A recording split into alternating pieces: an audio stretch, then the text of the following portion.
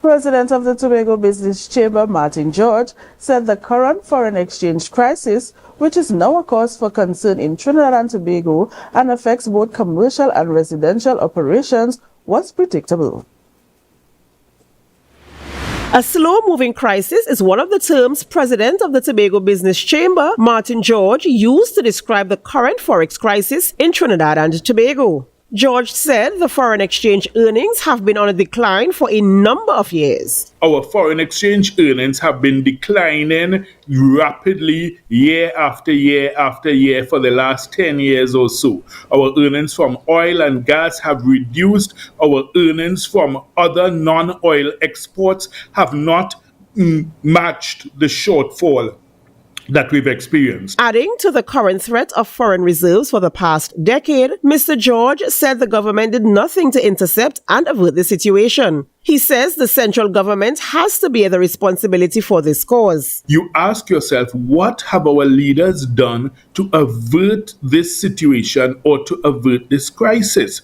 That's what good leadership and management is supposed to be about.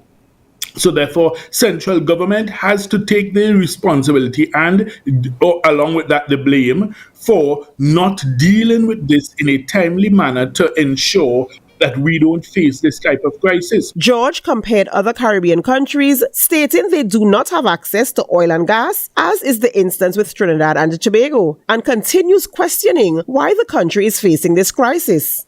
You look at all the other small islands of the Caribbean. You go to St. Lucia, St. Vincent, Grenada, Barbados. None of them have a foreign exchange crisis like what we have. Clearly, they are doing something different from us that we are not doing.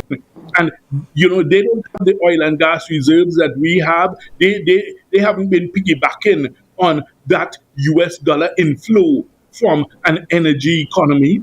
So therefore, what are we doing? Martin George continued on, stating that the foreign exchange rate was not well managed, contributing to this crisis. While speaking about ways in which the situation can improve, George spoke about the way business is done in the country. If you really want to develop and encourage and facilitate business, then you have to make it easier. You have to facilitate the ease of doing business.